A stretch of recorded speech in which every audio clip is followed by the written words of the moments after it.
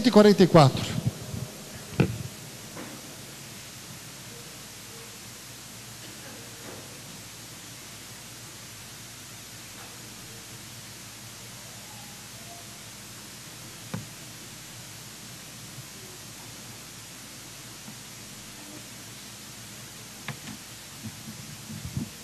Salmo 144, versículo 1 e 2, diz assim: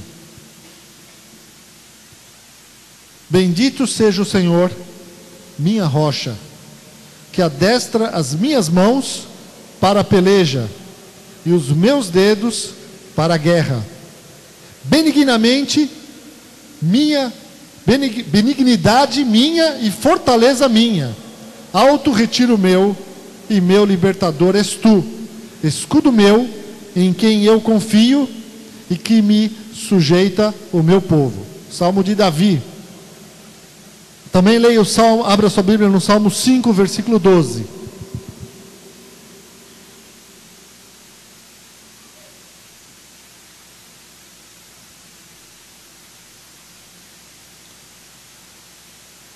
Salmo 5, 12 diz assim: Pois tu, Senhor, abençoarás ao justo, circundá-lo-ás da tua benevolência como de um escudo.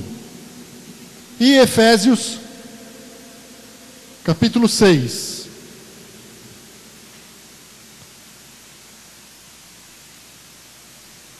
Efésios 6, versículo 10. No demais, irmãos meus, fortalecei-vos no Senhor e na força do seu poder. Revesti-vos de toda a armadura de Deus, para que possais estar firmes contra as astutas ciladas do diabo. Porque não temos que lutar contra carne e sangue, mas sim contra os principados, contra as potestades, contra os príncipes das trevas deste século, contra as hostes espirituais da maldade nos lugares celestiais. Portanto, tomai toda a armadura de Deus, para que possais resistir no dia mau e, havendo feito tudo, ficar firmes. Estai, pois, firmes, tendo cingidos os vossos lombos com a verdade, e vestida a couraça da justiça, e calçados os pés na preparação do evangelho da paz, tomando sobretudo o escudo da fé, com o qual podereis apagar todos os dardos inflamados do maligno. Tomai também o capacete da salvação e a espada do Espírito, que é a palavra de Deus. Amém, queridos? Então vocês vejam, o Salmo 144 nos diz que Deus seja bendito, minha rocha, né? Minha benignidade, meu escudo. Deus é um escudo para nós. Fala para quem está do seu lado: Deus é um escudo para você. É um escudo que te protege. Salmo 5,12 diz: sua benevolência é um escudo ao nosso redor. Então a bondade do Senhor, a benevolência do Senhor é um escudo ao nosso redor, nos protegendo, nos guardando. Amém? E em Efésios 6, 10 a 17, diz que estamos em guerra. E nesta guerra, precisamos nos revestir da armadura de Deus, que nos protege. Então, o que é importante que nós entendamos nisso tudo? Importante que a gente entenda que nós temos uma proteção. Nós temos a proteção de Deus durante toda a vida. É o Senhor que te protege. Jesus disse que estaria conosco até a consumação dos séculos. Mateus 28, 19, 20. Eis que estou convosco até a consumação dos séculos, até o final dos tempos. Ele está conosco, nos guardando, nos protegendo. Desde o dia em que você recebeu Jesus como Senhor e Salvador, você entra em uma guerra contra as trevas. E nesta batalha, graças a Deus, nós estamos do lado mais forte. Nós estamos do lado que já é vencedor, né? Por isso somos mais que vencedores em Cristo Jesus, conforme Romanos 8, 38, 39. Então estamos do lado do vencedor, já estamos do lado que vence. E por isso nós entendemos que ao nosso redor há como um escudo de proteção. A benevolência de Deus é um escudo que me protege. Abra também em 2 Samuel 22.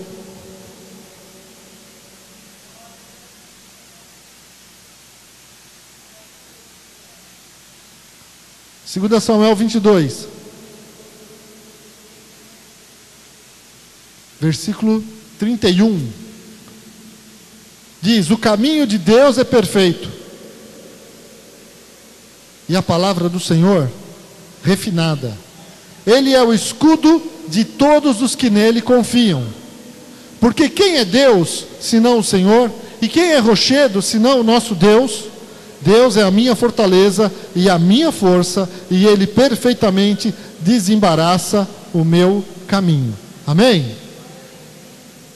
Deus é o escudo de todos os que nele confiam. Aleluia, glória a Deus. E por que nós precisamos de proteção de Deus? Né? Ele é um escudo para nós, para quê? Vários motivos, citando o principal dele, é porque nós somos carne, somos espírito, mas vivemos neste mundo fisicamente, e estamos numa guerra, numa luta de nível espiritual.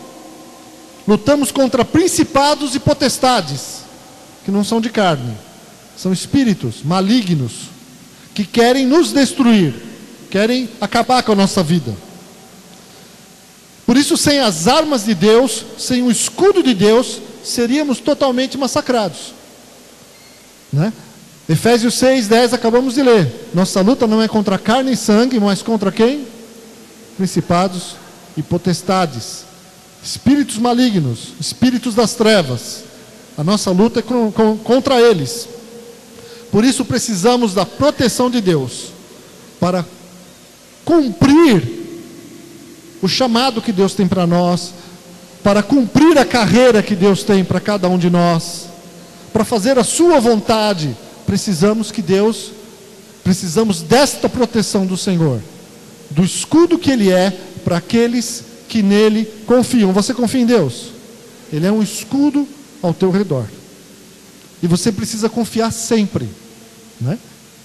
Ele é um escudo para todos aqueles que nele confiam. E quando não confiamos? Vamos continuar aqui. Precisamos da proteção de Deus para conseguir cumprir nossa carreira. Todos têm uma carreira. Todos. Fala para quem está do seu lado. Todos têm uma carreira. Não é? Vamos ler aqui na Bíblia para entender melhor o que é essa carreira. Atos 20 e 24. Atos 20 e 24. Quem não abrir, presta atenção. Mas em nada tenho a minha vida por preciosa. Essas são palavras de Paulo, do apóstolo Paulo. Mas em nada tenho a minha vida por preciosa, contanto que cumpra com alegria a minha carreira e o ministério que recebi do Senhor Jesus, para dar testemunho do Evangelho da graça de Deus. Contanto que cumpra com alegria a minha carreira e o ministério que recebi do Senhor Jesus, para dar testemunho do Evangelho da graça de Deus. Em outra tradução, nova tradução da linguagem de hoje, diz assim: mas eu não dou valor à minha própria vida. O importante é que eu complete a minha missão e termine o trabalho que o Senhor Jesus me deu para fazer. E a missão é esta: anunciar a boa notícia da graça de Deus. Então, Paulo tinha uma missão. Todos têm uma missão. Amém, queridos? Todos têm, pelo menos, a missão de anunciar o Evangelho. É de todo cristão. Todo cristão precisa anunciar de alguma forma o Evangelho de Jesus Cristo. Você foi salvo não simplesmente para que você seja salvo, para que você esteja com Deus, mas para anunciar o Evangelho, para que outras pessoas conheçam a Jesus através da sua vida. Então essa missão é uma missão de todos, né? É a grande comissão, né? Ide por todo mundo, pregar o Evangelho a toda criatura, ensinando e batizando.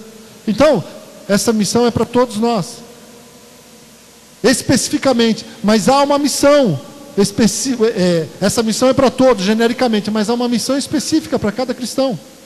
Deus tem algo especial para a vida de cada um de vocês, para a vida de cada um de nós. Deus tem um propósito para a tua vida, amém? Algo que você vai cumprir. 2 Timóteo 4,7 diz assim, se você não abrir, só ouça, 2 Timóteo 4,7, combati o bom combate, acabei a carreira, guardei a fé. Paulo dizendo da sua missão estar sendo completada já, ele perto da sua morte, entendendo que estava próxima o tempo em que Deus iria levá-lo. Ele diz, combati o bom combate, né?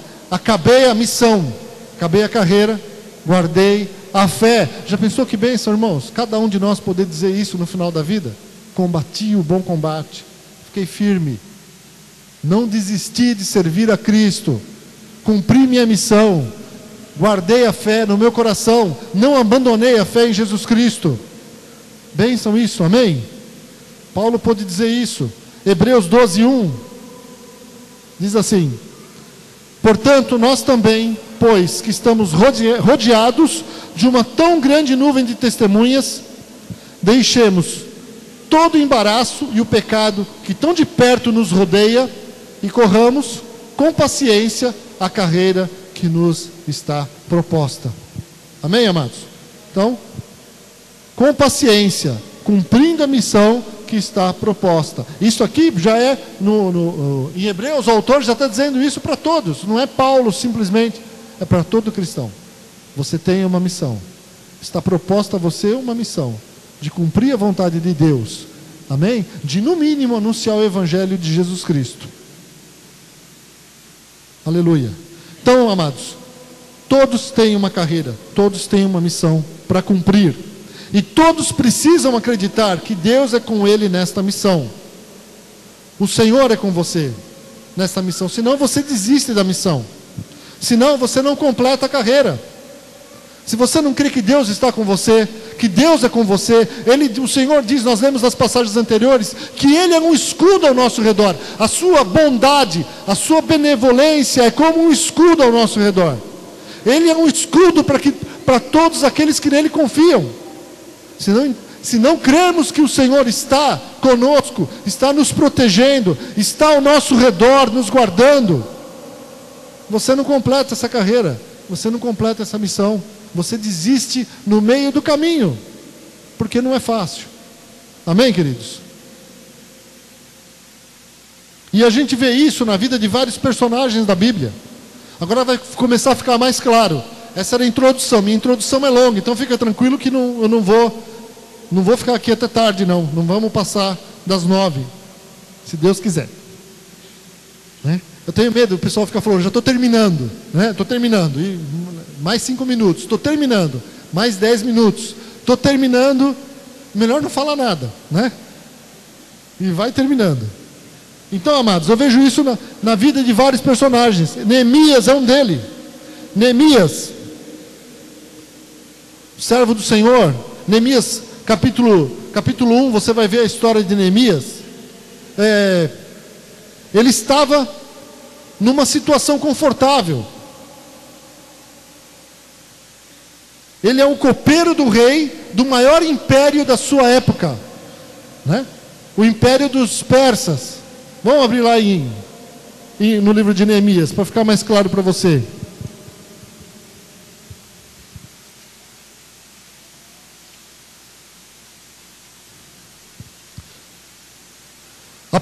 Versículo 1. As palavras de Neemias, filho de Acalias, e sucedeu no mês de Quisleu, no ano 20º, estando eu em Suzã, a fortaleza, que veio Anani, um de meus irmãos, e ele e alguns de Judá, e perguntei-lhes pelos judeus que escaparam e que restaram do cativeiro e acerca de Jerusalém. E disseram-me: os restantes que não foram levados para o cativeiro, lá na província estão em grande miséria e desprezo, e o muro de Jerusalém fendido e as suas portas queimadas a fogo. Então ele ouviu isso. Neemias está naquele tempo, no reino de Artaxerxes. Ele tem uma função nesse reino, como copeiro. E de uma certa forma, esse Neemias, esse personagem da Bíblia, um homem de Deus tremendo, na época do maior império, ele estava no reino do maior império da sua época.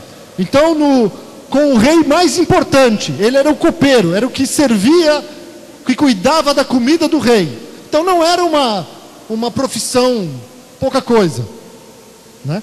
Com certeza era um cargo de confiança, porque ele tinha que experimentar a comida do rei. Naquela época todos os reis tinham alguém que experimentava a sua comida, porque eles tinham medo de ser envenenados.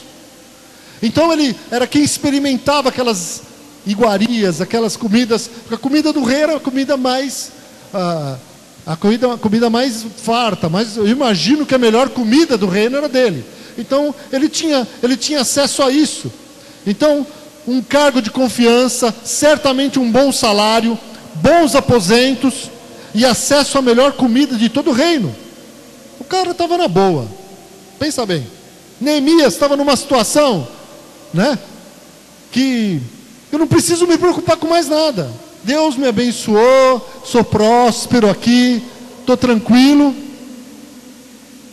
Só que Deus coloca em seu coração uma missão, né? Deus põe uma missão no coração dele, uma carreira. Deus fala com Neemias. Fala sobre a situação que o seu povo está vivendo. Versículo 4: E sucedeu que, ouvindo eu estas palavras, assentei-me e chorei e lamentei por alguns dias, e estive jejuando e orando perante o Deus dos céus. Naquele momento, a partir daquele momento, Deus toca o coração de Neemias. E ele podia ter o melhor desta terra, ele podia estar na melhor situação, bom emprego, tudo de bom, mas ele não seria mais feliz enquanto não cumprisse a missão que Deus lhe deu. Ele não seria mais feliz ali, vendo o seu povo sofrendo, estando numa situação confortável, não precisando se preocupar com nada, comendo do bom e do melhor, estando no lugar mais seguro da terra, no reino, no maior reino da sua época, servindo o rei. Ele era protegido com certeza pela guarda do rei, a guarda de elite, protegia ele também. Mas ele tem uma carreira, uma missão a cumprir. A partir desse momento ele não é mais feliz. Acabou. O Senhor colocou no coração dele algo para ele fazer.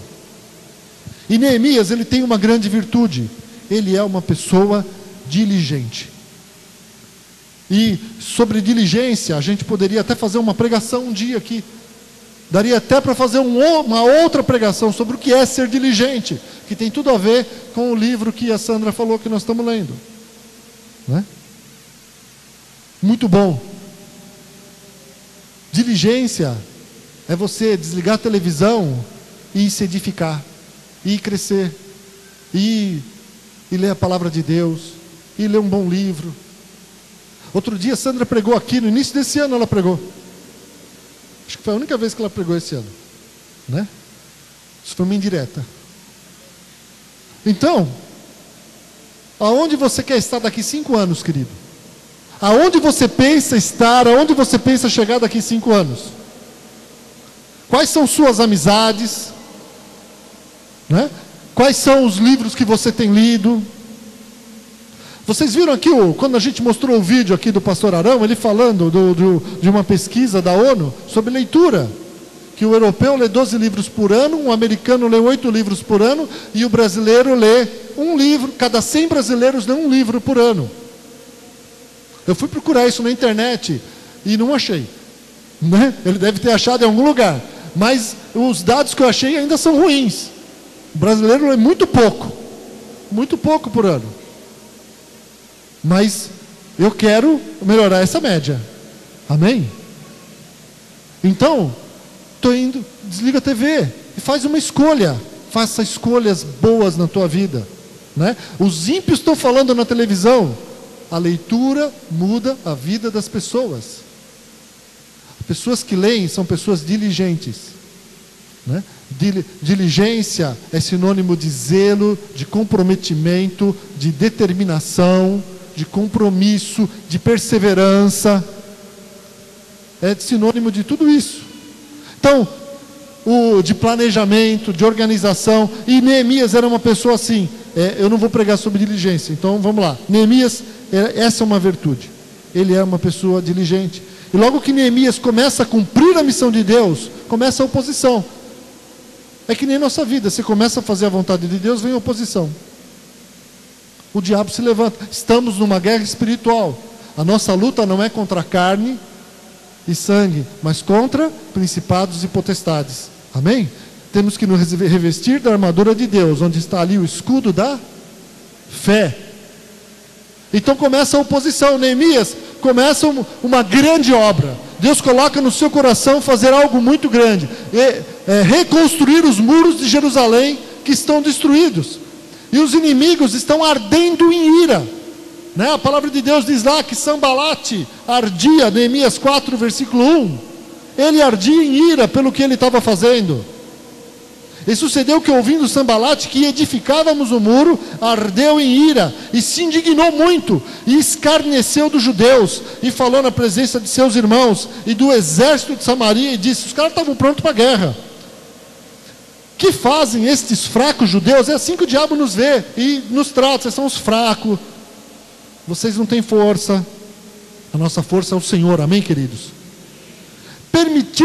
Permitir-se-lhes isso, sacrificarão, acabá-lo-ão num só dia, vivificarão dos montões do pó as pedras que foram queimadas. E estava com ele Tobias, o amonita, e disse: ainda que edifiquem, vindo uma raposa, derrubará facilmente o seu muro de pedra. Então eles estavam escarnecendo. E Neemias estava lá, continuava. Versículo 7.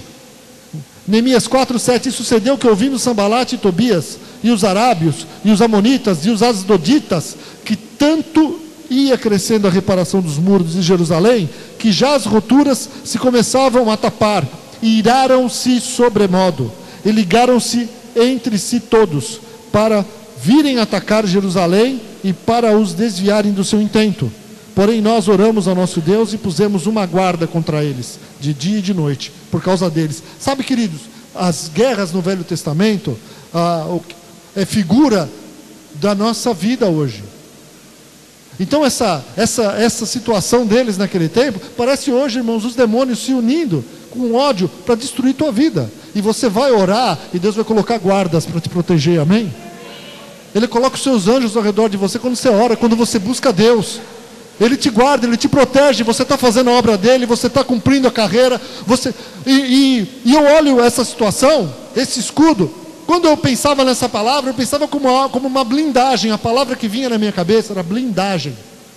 Neemias era alguém tão determinado para fazer a vontade de Deus, é que ele estava como que blindado. Então, as setas, as palavras não penetravam nele, porque ele confiava em Deus. Deus está comigo nesse negócio, Deus me trouxe aqui. Então vinha a ameaça, vinha a afronta do inimigo contra a vida dele. Continuem, não dê bola, né? O Sambalate mandou num outro determinado momento, falou: desce, vamos se encontrar num lugar lá, chamou para briga, vamos se encontrar, vamos resolver. Ele falou: por que eu vou descer do que eu estou fazendo para ir falar com você? Ele era muito sábio. Eu tenho uma obra para fazer, eu não tenho tempo para perder com briga, com guerra, que era o que Sambalate queria, tirar ele do foco de Deus. E o diabo vive dessa forma ao teu redor, tentando tirar você do foco do que Deus quer para você, do que Deus tem para a tua vida, com problema, com confusão, com desânimo, com tudo, com preguiça. tentando sempre tirar você do foco do que Deus quer fazer em você e do que Deus tem para fazer na tua vida. Amém, querido? É assim o diabo fica tentando. Então quando eu orava essa semana, era o que vinha. Blindagem. Neemias era alguém determinado. E ele cumpriu o que Deus tinha para a vida dele. Como Paulo, como José do Egito. Eu vejo a vida desse jovem. E eu olho, como é que pode um adolescente aguentar o que ele aguentou? Separado dos pais, tão novo, vendido, separado dos pais de uma forma assim, violenta, vendido pelos irmãos, traído para ser escravo, saiu de uma situação de filho querido do pai, do filho mais mimado, para agora ser um escravo. Eu olho assim e fico, José, de alguma forma, esse jovem ele tinha tanta confiança, ele aprendeu com seu pai Jacó, tanto a confiar em Deus. Com certeza Jacó passou para ele princípios tão importantes, que ele não perdia a visão de que ele deveria confiar em Deus e suportar, porque no meio de tudo aquilo ele continuava dando o melhor dele.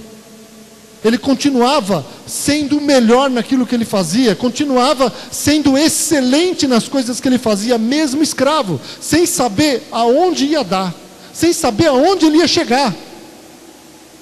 Justo, foi tentado, meu irmão, um jovem, né? Todo mundo sabe que eu estou falando, um jovem. Aparece uma mulher, com certeza bonita, dando sopa, estou aqui para satisfazer seu apetite sexual nessa idade que você está, né? Que os hormônios estão aflorando na pele. Então, e o jovem, não, ele estava blindado por Deus, guardado. Deus era um escudo, Deus é um escudo para aqueles que nele confiam. Amém? Ele confia, para ele aguentar tudo aquilo, não entrar em depressão, não querer dar cabo da vida, irmãos, ele tinha que ter uma confiança muito grande em Deus. Por isso ele se tornou o governador do mundo no seu tempo. Não sabia, foi para a cadeia por algo que não fez. Na cadeia ele se tornou o melhor, mais uma vez.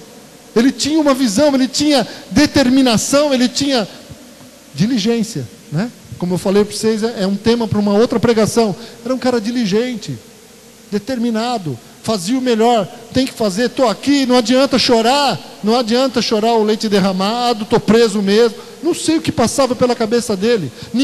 Ele não sabia quem estava vendo, o que ele estava fazendo.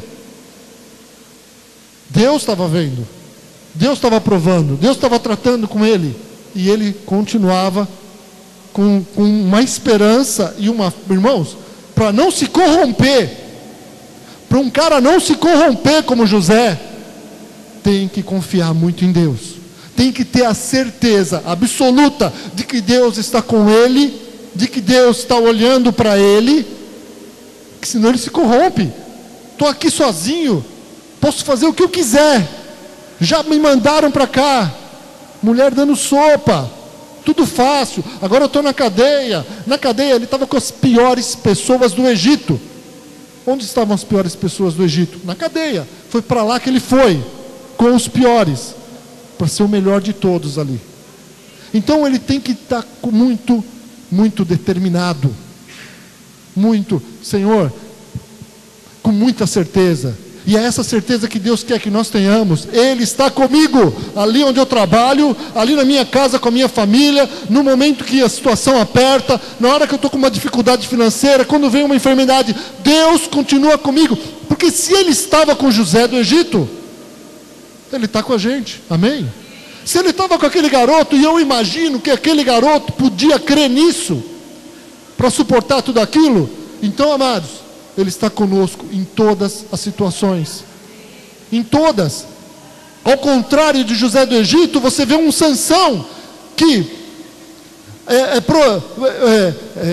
é profetizada a vinda dele, profetizada. Sua mulher, um anjo vem e fala para sua mãe: olha, você vai ter um filho assim, já desde já, para com tudo, ele é consagrado, ele vai ser ele vai ser nazireu, né?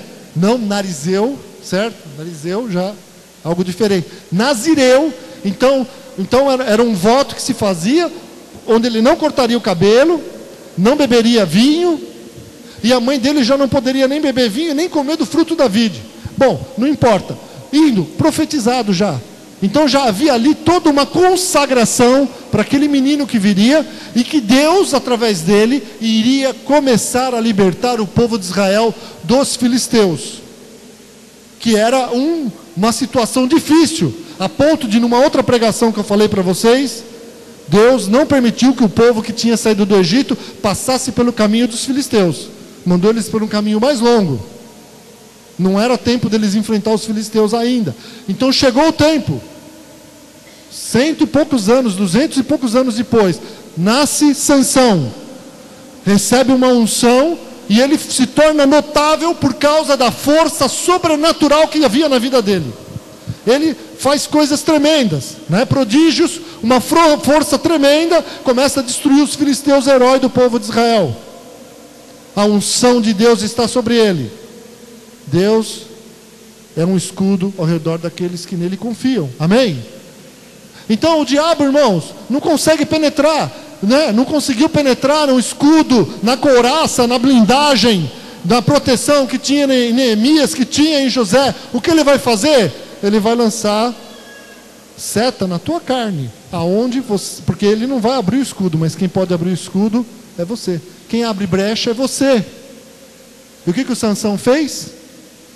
Sansão cedeu às paixões da carne, né? Quem assistiu já o filme Sansão e Dalila, né? Quem assistiu aquele filme velho do Victor Mature, não tem nada a ver com a Bíblia, é um monte de baboseira. Mas o que acontece? Sansão vê a Dalila, uma prostituta dos filisteus, ou dos não lembro agora se é filisteu, se era dos amonitas, dos midianitas, mas está lá a Dalila. Ele põe os olhos nela e começa a se relacionar com ela, desagradando profundamente a Deus.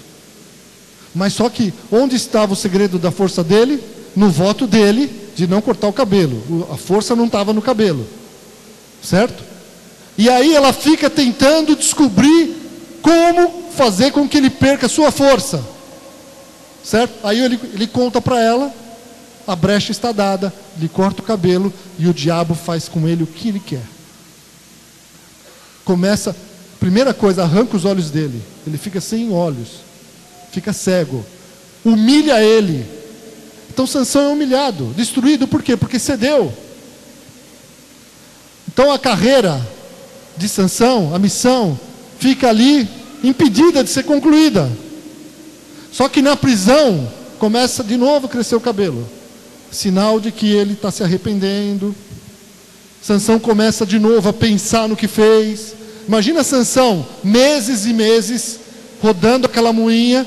Ele não fazia mais nada, irmãos, de herói, homem cheio da unção de Deus, com uma força tremenda, juiz do seu povo, cumprindo a carreira que Deus lhe deu, para agora alguém lá no meio dos midianitas, empurrando uma mó de moinho, que nem um burro, que nem um animal.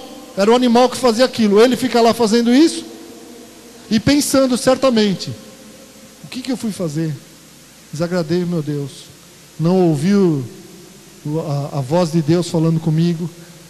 Então ele está ali, no finalzinho da sua vida, o cabelo cresceu, e ele pede para Deus: Senhor, me deixa, pelo menos, eu me vingar desse pessoal aqui. Estava arrependido, falou: agora eu estava pronto para morrer. Deixa eu fazer o que eu tinha que ter feito, que a obra dele era acabar com os filisteus, acabar com os idólatras. E ele consegue, no finalzinho ali da vida, figura de alguém que se arrepende, né? Nos últimos dias, cumprir a carreira que lhe estava proposta, cumprir sua missão, de estar ali sendo um instrumento de Deus, porque ele tinha força para quê? Ele tinha força para enfrentar os inimigos. A força que Deus lhe deu era para pôr os inimigos em retirada, para acabar com eles, que era porque ele nasceu para isso, para começar a libertar o povo de Deus da mão dos filisteus. Sansão se entregou às paixões e sofreu muito. Depois você vê Elias, um homem tremendo, irmãos, queridos, um homem cheio do Espírito Santo. Chega num determinado momento, ele fica com medo, o medo vem e ele foge. Está ali uma brecha aberta. Muitos até podem dizer que era por causa do cansaço. Eu já li alguns dizendo que o cansaço da vida, do ministério de Elias, que não parava, que ele não parava para nada, estressante, enfrentar 400 profetas de Baal, não é brincadeira. Imagina a guerra espiritual que ele enfrentava ali. Chega num determinado momento que ele quer descanso, vem uma Jezabel, uma mulher endemoniada, a chefe dos demônios na época, e fala: eu não descanso, Elias, até acabar com a tua vida, até ver você morto. Bate um medo, um pavor nele, e ele foge. Para de cumprir a sua missão, para de cumprir a carreira que lhe está proposta. Cadê o escudo? Nesse momento, Elias não confiou em Deus. Ele fugiu de medo. Naquele momento ele achou que Deus talvez não pudesse livrá-lo. E foi embora. E mesmo, você vê, mesmo assim, é uma situação diferente. Você vê a misericórdia de Deus. Mandou até um anjo para alimentar ele. Deus cuida de Elias durante o caminho. Até chegar no momento em que Deus fala com ele: Elias, agora sai, eu vou falar com você. Olha, teus pensamentos estão errados, eu não te abandonei, você não está sozinho, tem mais 7.000 que não dobraram o joelho, volta e cumpre a tua carreira. E Elias agora, mais calmo, ouve a voz de Deus e volta para o que Deus queria, sem medo da Jezabel. Volta a fazer o que Deus queria. Amém? Glória a Deus. Eu pulei tudo aqui. Deus é bom. A gente podia falar, amado, sobre Jonas, Sansão, Davi, homens que deram brecha, que cederam os seus sentimentos, aos seus temores. E poderíamos falar também sobre Caleb, Josué, sobre Paulo, homens que não pecaram, homens que não se desviaram de Deus, homens que continuaram cumprindo a carreira que lhes estava proposta até o fim. Então, onde eu quero chegar, queridos? Todos têm uma missão, todos têm um chamado de Deus. Fala para o teu: você tem uma missão. Você tem uma missão. Você não está nesse mundo à toa. Eu estou aqui para ser coadjuvante. Amém? Vai ser coadjuvante e pelo menos uns 10 demônios você vai destruir aí. Amém, querido? Você vai pôr para correr em nome de Jesus. Glória a Deus. Então, amados, onde eu estou aqui? Isso. Todos têm uma missão, todos têm um chamado de Deus. Todos estão protegidos por Deus para cumprir o seu chamado. Todos. O Senhor é um escudo para todos aqueles que nele confiam. A sua benevolência está ao nosso redor. Quando você vai para a tua casa, quando você vai para o teu trabalho, para onde você vai? Com um entendimento: não estou nesse mundo à toa, não caí de paraquedas aqui, né? Vou na igreja para bater o cartão. E por quê? Para me garantir. Irmãos, quando eu estava na igreja católica, eu fazia isso. Eu não sabia qual era o propósito de Deus para a minha vida, e eu ia no domingo lá para ficar com a consciência limpa. Só, você não tem esse chamado, amém? Esse chamado não é para ninguém. Quando eu não tinha entendimento, era para isso que eu ia. Eu tenho que ir domingo na missa, assistir 1 hora de missa, para pelo menos ficar com a consciência limpa. Nem isso eu conseguia fazer, porque eu matava a missa para jogar futebol. Então, eu estava mal. Na minha maneira de ver, eu estava perdidão. Não é assim, porque nem aquela 1 hora de sacrifício eu cumpria. Você não vem aqui para cumprir sacrifício. Você vem aqui porque você ama Deus, porque você sabe que Deus tem um chamado para a tua vida. Você não está brincando. Você não fica domingo em casa irmão, arrumando coisa para fazer, festa para ir, ficar com a família, resolver ficar, irmãos. Tem gente jejuando do culto de domingo, misericórdia. Você não está entendendo qual é o plano de Deus para a tua vida. Tem gente fazendo festa quando o irmão vem na igreja no domingo. O que é isso? Absurdo. Não é verdade? Eu vou parar de falar porque a bronca é para quem não veio, não para quem está aqui, né? Amém, queridos? Mas, amados, seja o seu chamado simples ou complexo aos teus olhos. Você pode achar que o teu chamado, a tua missão, ela é simples para os teus olhos. Você está protegido por Deus. O exemplo, amados, seja pequeno ou grande na visão que você tem. Mas vocês imaginam aqui o diácono que um dia entrou 2 jovenzinhos no seu culto, numa igreja. Ela estava vendo lá um evangelismo, uma cruzada nos Estados Unidos, se eu não me engano, no início do século passado. E 2 jovenzinhos entraram, 2 meninos de 9 anos. E o diácono que estava na porta viu que a igreja estava lotada. E os meninos entraram, procuraram lugar e foram embora. Quando eles estavam na porta, o diácono pegou eles. Não, vocês não vão embora. E o diácono lá insistiu até achar lugar para os 2 meninos. E os 2 meninos sentaram e ouviram, participaram daquele culto. E os 2 meninos se converteram. Um deles era o Billy Graham, o evangelista Billy Graham. Então, irmãos, imagina o diácono, aquele diácono anônimo, que ninguém sabe o nome. Glória a Deus pela vida dele, amém? Aquele ato dele, por menor que parecesse, por menor que foi algo tremendo. Porque ele foi usado por Deus para que um jovem recebesse Jesus, um jovenzinho, e se tornasse o maior evangelista do século passado. O maior evangelista, o Billy Graham.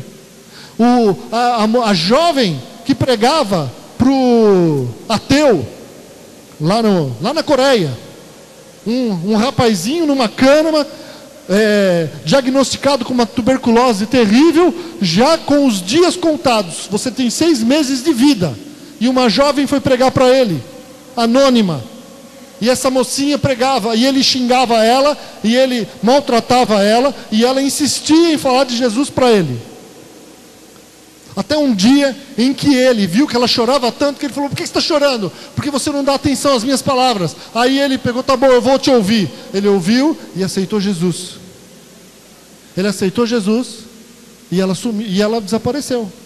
Esse rapaz, ele nunca mais encontrou ela. Nunca mais ele soube do paradeiro dela. Ele é o Paul Yong-Soo, que se tornou o maior evangelista da Coreia. Uma igreja de 1 milhão de pessoas, um homem usado por Deus para transformar a Coreia. E hoje a Coreia tem mais de 50% da população convertida. A moça cumpriu a carreira.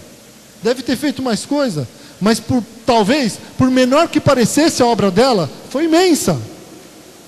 Amém, queridos? Então todos têm um chamado, todos têm uma vocação. Aleluia.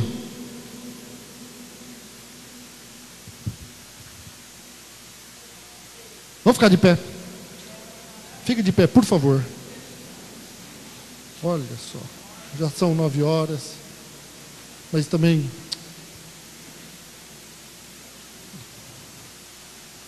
o que eu quero dizer para você, amado, todos nós estamos protegidos pelo escudo de Deus. E como é que o diabo vai tentar romper esse escudo? Atacando seus sentimentos, atacando suas emoções, atacando suas fraquezas, porque é você que vai tirar o escudo, é você que vai baixar o escudo, é você que vai abrir a porta. Ele não vai passar por esse escudo, ele não vai passar por Deus, amém? Ele não vai passar pelo escudo de Deus, mas você tem a opção de dizer: eu não aguento mais, de ceder. Sansão cedeu, Davi cedeu, quando viu Batseba. Sabe o que Davi estava fazendo nos dias de hoje? Sabe o que Davi estava... Meu irmão, presta atenção. Sabe o que Davi estava fazendo no tempo dele para os dias de hoje? Quando ele levantou de tarde e viu uma mulher bonita tomando banho, meteu os olhos nela, ela era casada, e adulterou com ela, ele estava vendo pornografia. Era isso que Davi estava fazendo para os dias de hoje. Abrindo, ele era o valente da casa dele, abrindo a porta, presta atenção, querido, abrindo a porta para o diabo entrar na casa dele, para que o diabo viesse fazer festa. É ele que abriu a porta, né?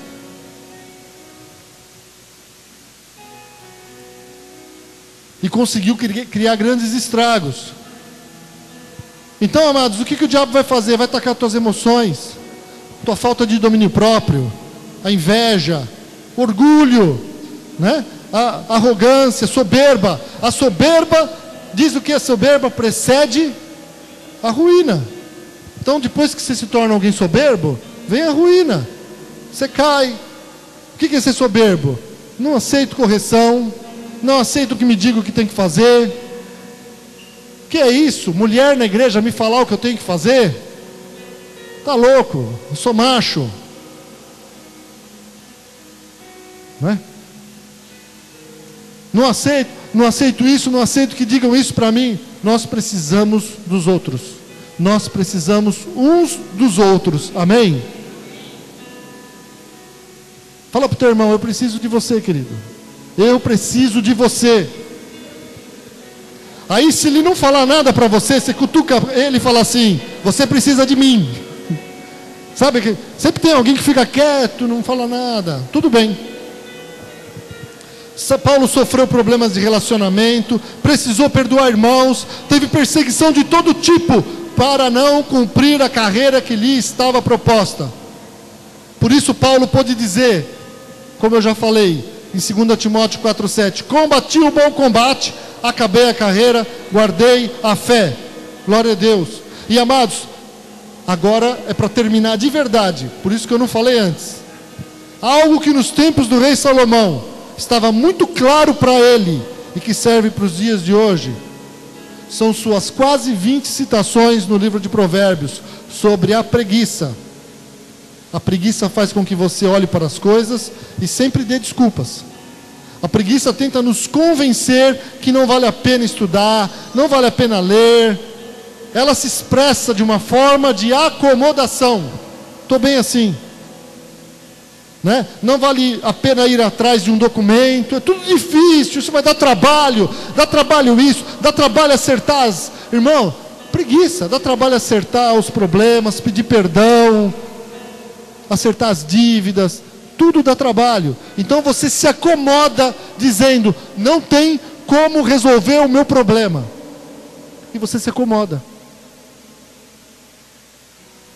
e você não alcança o que Deus tem para a tua filha, para a tua vida. Aí você diz: é muito custo, é muito difícil, dá trabalho. Meu irmão, se Deus tinha prosperidade para o preguiçoso, Ele não alcança essa prosperidade, pois a preguiça é contrária à diligência, é contrária à perseverança, é contrária à determinação. A preguiça faz a pessoa ver sua casa cair espiritualmente e ele não age. Ele vê o lar ruindo, a família desfalecendo, e ele não age. A preguiça fura a blindagem. É que nem uma ferrugem, né? É que nem uma ferrugem que vai furando o aço, aliás, o ferro, né? A lataria do carro, até que faz um furo. A preguiça fura a blindagem. É que nem uma ferrugem para a couraça, para o escudo de Deus ao nosso redor. Por quê? Porque você não toma atitude. Toma atitude, meu irmão. Vai atrás do que Deus tem para a tua vida. Amém? Deus tem um propósito para você, para a tua casa, para a tua família, para os teus filhos. Uma missão. Glória a Deus. Aleluia. Então, é isso, queridos. Filipenses 1, 3-6 diz que a obra que Deus começou na sua vida, Ele há de terminar. Há de terminar essa obra. O que Ele começou, Ele vai terminar. Glória a Deus. Ele terminou na vida de Sansão. Meu irmão, se Ele terminou na vida de Sansão, se no finalzinho deu para Sansão ainda fazer algo grande do que Deus tinha para ele, né? Porque diz ali, Porque, veja bem, é interessante, mas Sansão, ele tinha que matar gente, ele tinha que matar os filisteus. E diz ali que no final da sua vida ele matou mais gente, ele destruiu mais inimigos do que sua vida inteira. No final, quando ele se sacrificou, quando ele entendeu, quando ele se arrependeu, ele viu que ele tinha desagradado muito a Deus e estava naquela situação. Então eu vou orar, não vou perder mais tempo aqui, aleluia, não vou mais avançar no tempo.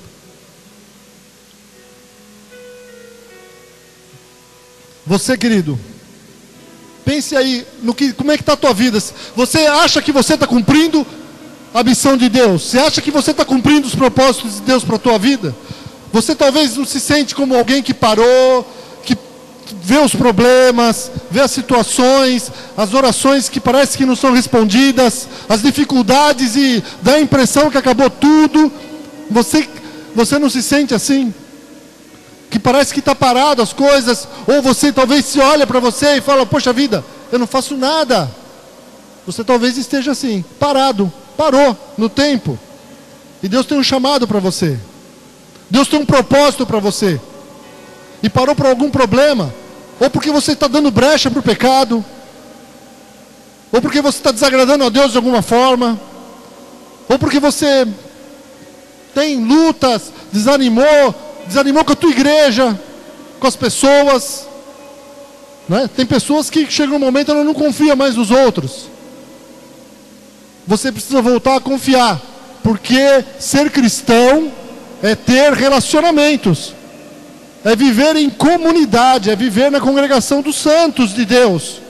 Isso é cristianismo. Então você precisa ser curado disso também.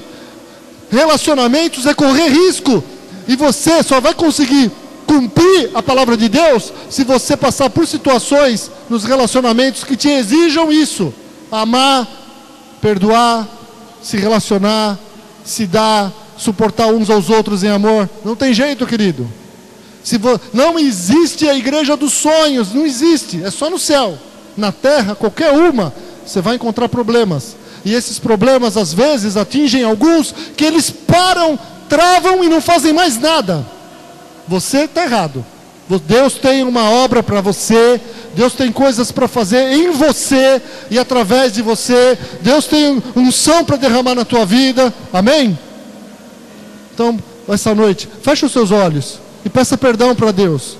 Se você está deixando essa blindagem furar por causa da preguiça, se você não está confiando em Deus como você deveria, e por isso você percebe que parece que você está desprotegido, porque Ele é um escudo ao redor daqueles que nele confiam, aleluia. Então fala com o teu Deus, amado. E se você se sente assim, de alguma forma, sentindo que você está perdendo tempo, você quer mudar isso hoje, e falar, Deus, eu quero ter essa determinação, me ajuda, Senhor, a ser como um Neemias, que, Senhor Deus, não ouve o que estão falando, não dá ouvidos para os ataques do diabo, para o cerco, mas cumpre o plano de Deus nessa terra, cumpre o propósito de Deus, seja no que for que Deus tem para você ou o que Ele vai revelar. Então, amado, se você sente isso, levanta sua mão bem alto e vamos orar. Glória a Deus. Senhor, louvado seja o teu nome pelo teu amor. Obrigado, Senhor, porque o Senhor é o nosso escudo.